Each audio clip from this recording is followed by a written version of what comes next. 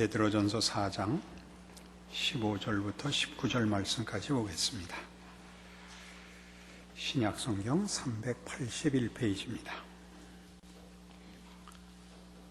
너희 중에 누구든지 살인이나 도둑질이나 악행이나 남의 일을 간섭하는 자로 고난을 받지 말려니와 만일 그리스도인으로 고난을 받으면 부끄러워하지 말고 도리어 그 이름으로 하나님께 영광을 돌리라.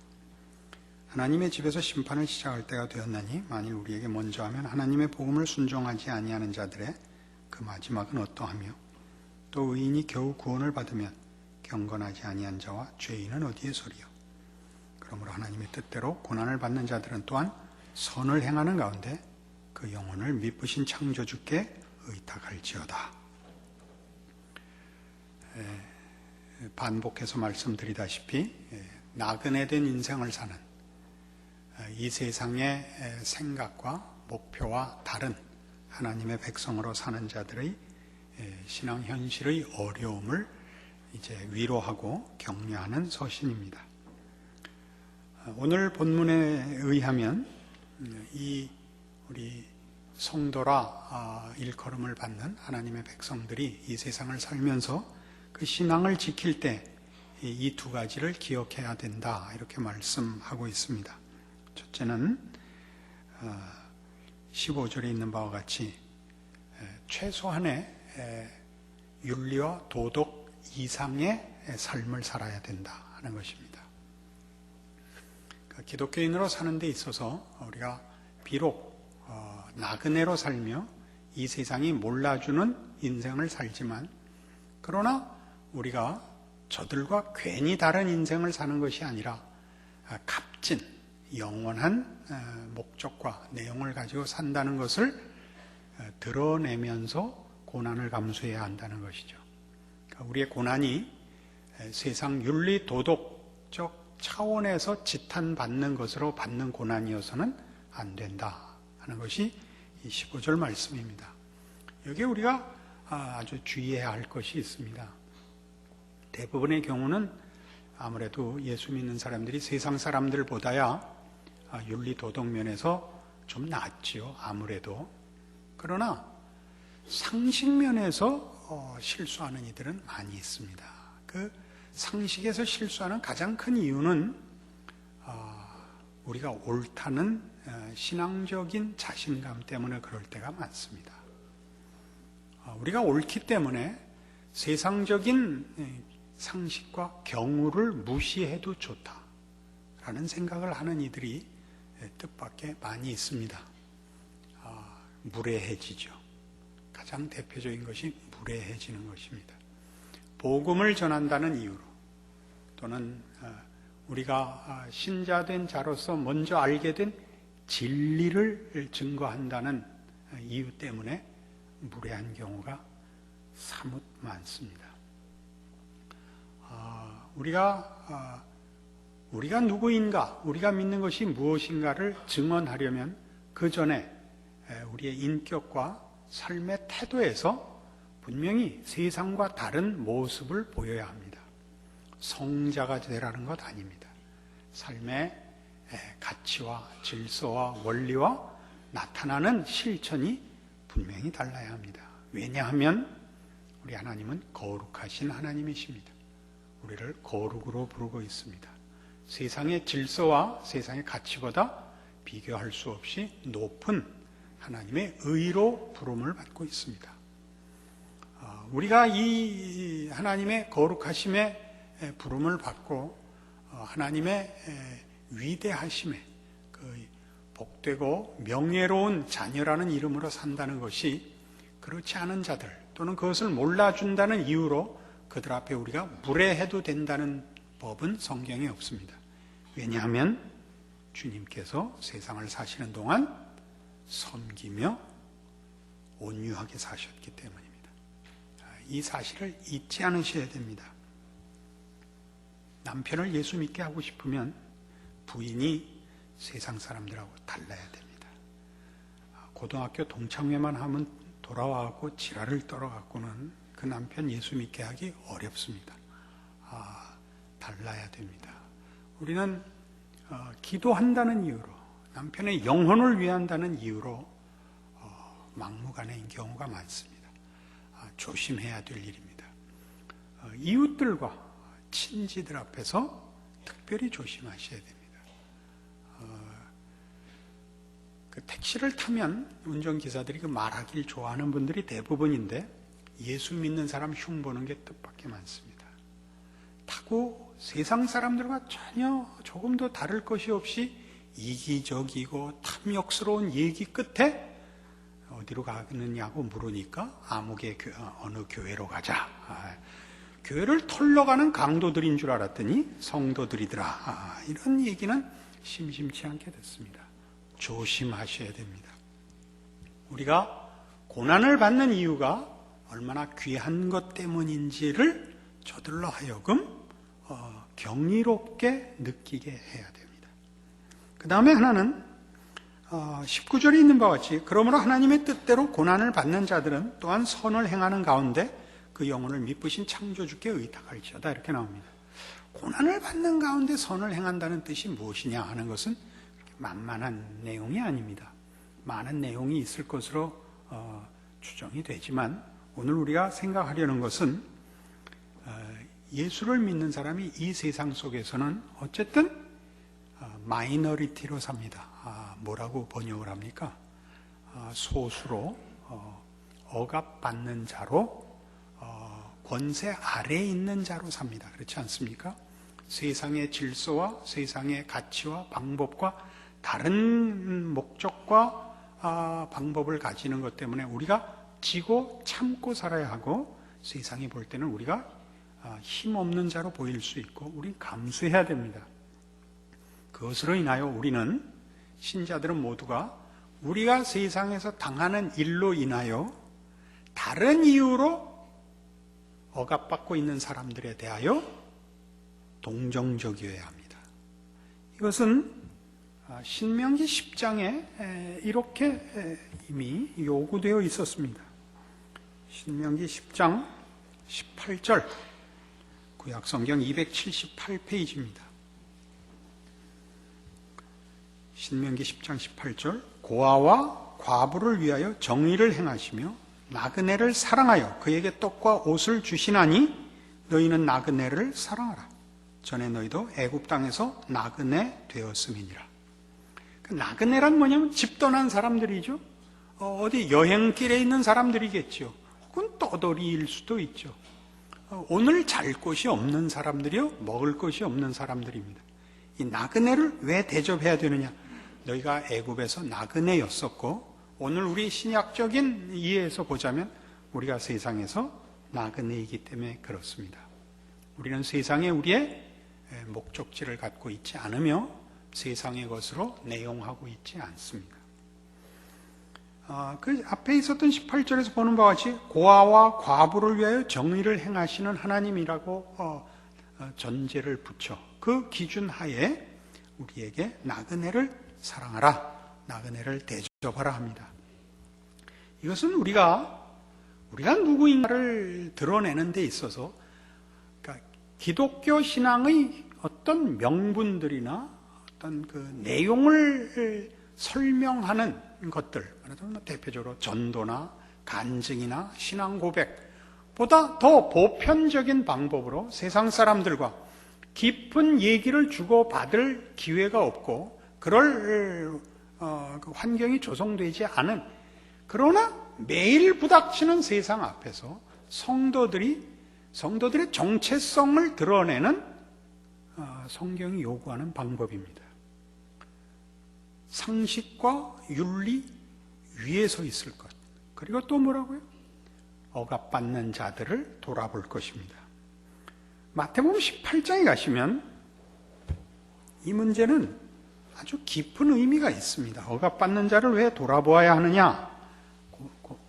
고난을 받는 자들을 왜 돌아봐야 하느냐? 성경은 이렇게 얘기하죠. 마태복음 18장 1절 그때 제자들이 예수께 나와 이르되 천국에서는 누가 크니이까? 예수께서 한 어린아이를 불러 그들 가운데 세우시고 이르시되 진실로 너희에게 이르노니 너희가 돌이켜 어린아이들과 같이 되지 아니하면 결단코 천국에 들어가지 못하리라. 그러므로 누구든지 이 어린아이와 같이 자기를 낮추는 사람이 천국에서 큰 자니라.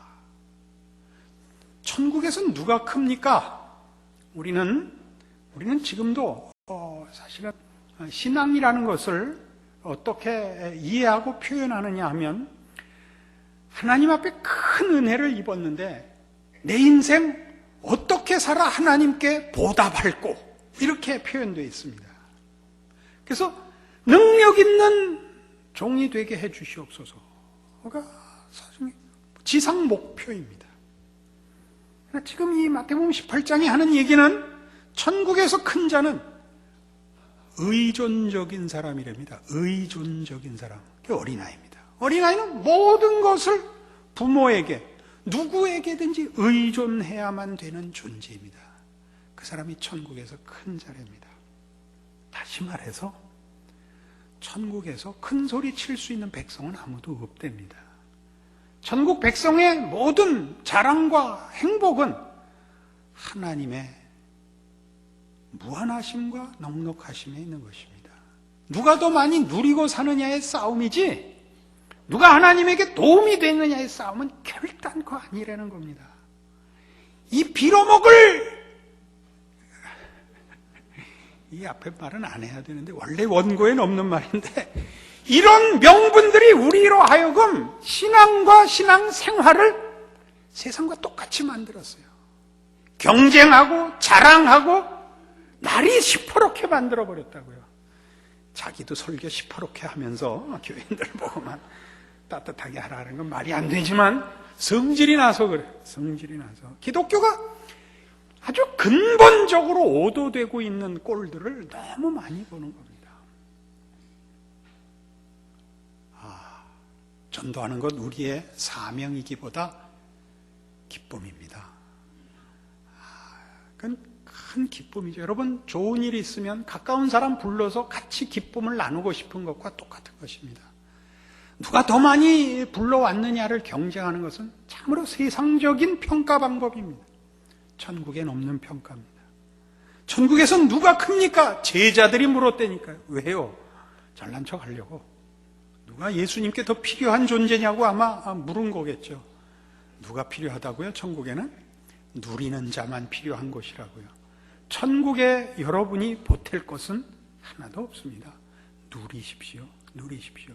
그 넉넉함이 흘러나오도록 하십시오. 여러분들 그 어린아이 길러보셔서 알잖아요. 급하면 뭐라 그래요? 엄마죠. 뭐 급하면. 엄마.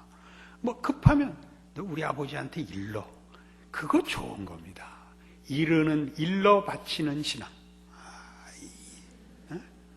뭐 우리는 하나님 잠깐만 계세요. 제가 해결할게요. 이거거든요. 뭘 해결한다는 게 도대체가 싸움질만 하고 돌아오잖아요. 그게 아니라는 거죠. 그래서 6절 이하 이렇게 나와요. 5절 봐야죠.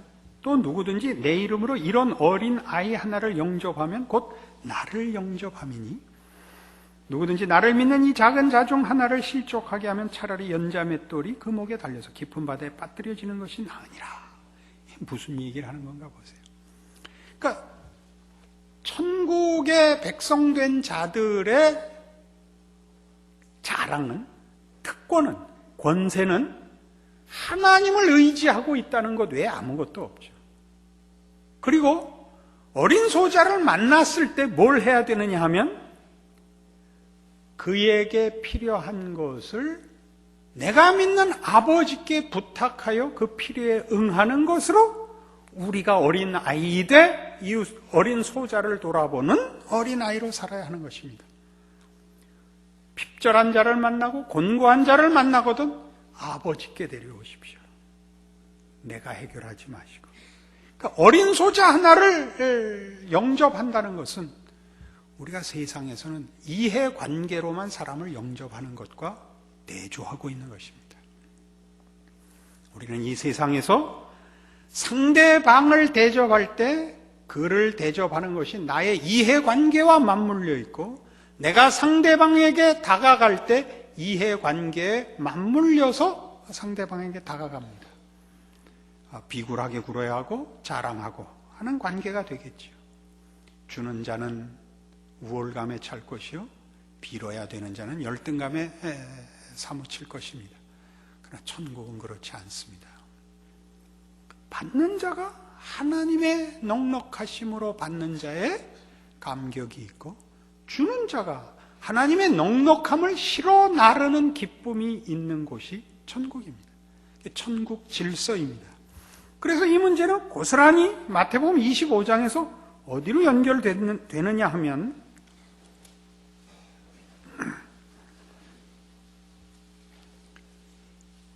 25장 31절,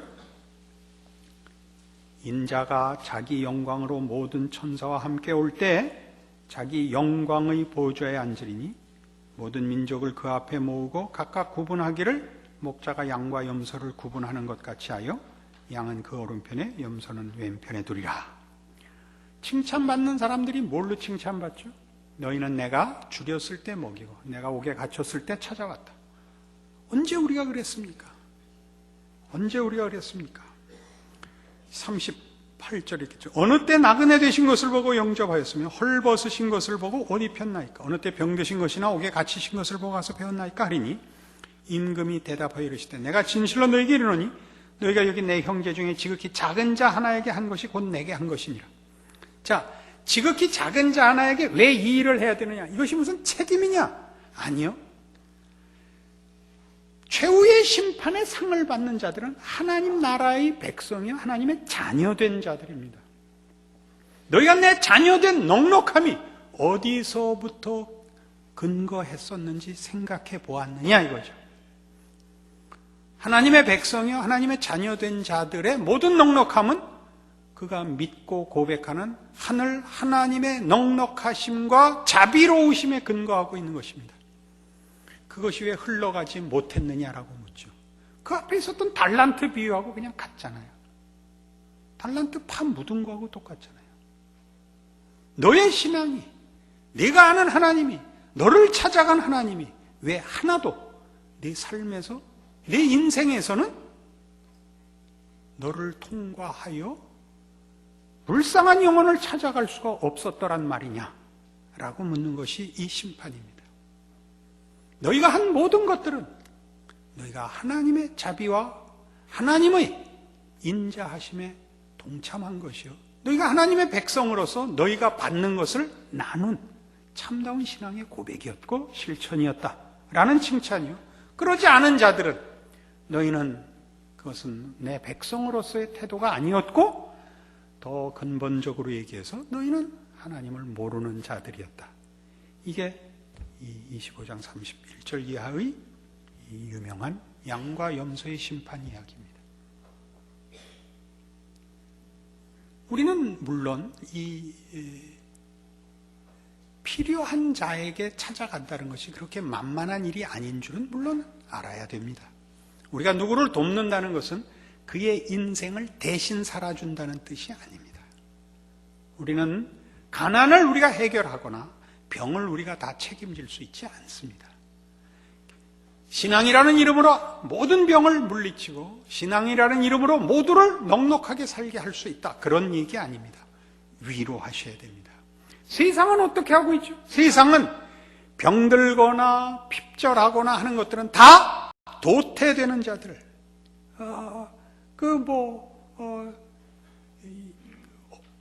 없어져야 하는 실패자요, 무능한 자요, 결함이 있는 자로 여기고 있지 않습니까? 세상에서 핍절한 자들의 상처는 물질적인, 현실적인 상처만 있는 것이 아니라 영혼의 상처가 있죠. 모든 승자들의 경멸과 동정과 비웃음을 사야 합니다. 그러나 우린 그렇지 않다는 거죠. 우린 그렇지 않습니다.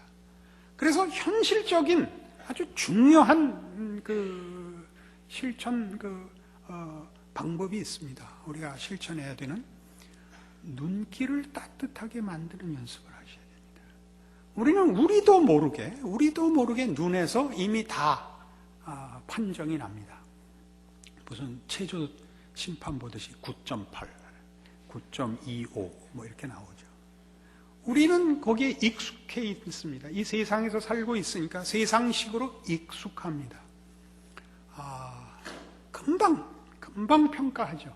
모든 것을 돈으로, 세상적 가치로 그걸 노력하셔야 됩니다. 모두에게 동일한 따뜻한 눈빛을 보내기 위한 연습을 하셔야 됩니다. 조심하셔야 됩니다.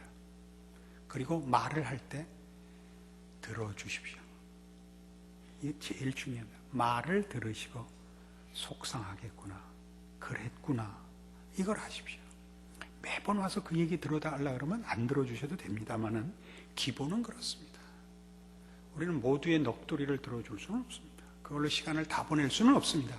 그러나 우리는 기본적으로 매몰차입니다. 자기 얘기하기 바쁩니다. 인생은 할 얘기가 많죠.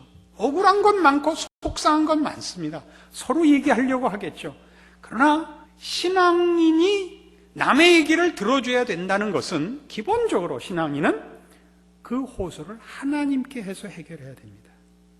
그러니까 우리가 들어줘야 하는 소자는 거기까지 오지 못한 자들입니다. 신앙의 고급한 과정에서도 속상한 게 있고 나눠야 될, 또 받아야 될 위로와 격려가 있는 것 압니다만 기본적으로는 그렇습니다. 여러분은 세상에 나가거든 세상 사람들 앞에 여러분이 믿는 자로서 뭐가 다르냐 할 때 우리는 어쨌든 맺힌 것이 없는 사람입니다. 궁극적으로는 우리는 다 승리자입니다. 우리의 운명은 하나님의 능력과 약속 속에 붙들어 매어져 있습니다. 그것을 취소시킬 자 없습니다. 우리 다 알고 있습니다. 지금 그 과정이 납득이 가지 않고 고단하다 할지라도 궁극적으로는 막말로 해서 오늘 우리가 목매달아 뒤져도 천국 갈 것을 우린 믿습니다. 자살을 해도요, 저는 간다고 믿는 사람입니다. 다른 죄 짓고 죽은 거는 천국 못 간다는 소리 안 하고 자살한 거는 상당히 그 점수를 안 주는 게 한국 정서인데 저는 그렇게 생각하지 않습니다. 거기에 못지않은 그거보다 더 큰 죄도 우리는 매일 짓습니다. 그것 중에 하나가 이 눈 나쁘게 뜨는 겁니다. 제가 보기에는 제일 나쁜 거요. 말할 필요 없이 사람을 경멸하고 비웃는 것, 이거보다 더 큰 죄는 사실 없다고 봅니다. 자살이야 지 목숨을 끊는 거지만 비웃고 조소하는 것은 남의 영혼을 질식시킵니다. 우리는 그걸 잘 모릅니다. 그리고 그런 일들을 신앙이라는 이름으로까지 합니다. 그래서 우리가 가진 바 신자된 증거를 우리가 뭘 믿는가, 내가 어떤 감격을 가졌는가로 증언하는 것보다 더 보편적이고 일반적으로 매일 삶 속에서 이 두 가지 책임을 져야 된다는 것이 성경의 명령인 것입니다. 최소한의 상식과 교양을 가지라, 예의를 지키라, 이게 하나요. 또 하나는 뭐라고요? 넉넉함을 보이라. 너희가 세상 속에서 억압받고 소수요, 힘없는 존재임에도 불구하고 너희가 어려운 자를 돌아보아 너희가 넉넉한 자임을 보이라. 이것이 베드로가 이 서신에서 가르치는 내용이며 우리의 삶에서 우리가 실천해야 되는, 그리고 그 실천을 하기 위해서는 분명하게 확보해야 되는 우리의 신앙 고백들입니다. 우리의 신앙 고백이 죽어서 천국 가는 걸로 그치는 정도여서는 안 됩니다. 우리의 현실을, 지금을, 오늘 하루와 지금 부닥치는 사건과 사람들 앞에서 증언되어야 합니다. 그 삶을 사시면 여러분이 쓸모있는 것보다 우선하여 인생이 신앙으로 살 때 더 행복하고 만족스럽다는 것을 확인하게 되실 것입니다. 이 승리가 여러분들에게 있기를 바랍니다. 기도하십시다. 하나님 아버지 은혜를 감사합니다. 하나님의 자녀로 사는 넉넉함을 성경의 권유로 확인합니다. 주님께서 말씀하시기를 어린 아이 같아야만 천국에서 큰 자라 하셨으며 어린 소자에게 물 한 그릇 준 것 기억한다 하셨고 그래야 한다 말씀하고 계십니다. 우리의 신자된 삶을 돌아보게 하사 이 당연한 가장 기본적인 신앙의 자세와 책임과 실천이 있는가 돌아보게 하시고 당장 오늘 저녁부터 하나님을 믿는 신자된 자의 넉넉함으로 가족과 이웃과 믿음의 동지들 앞에서 하나님의 넉넉하심으로 증언하고 사는 참다운 신앙인이 되리라 약속하는 오늘의 말씀 되게 하여 주시옵소서. 예수님 이름으로 기도합니다. 아멘.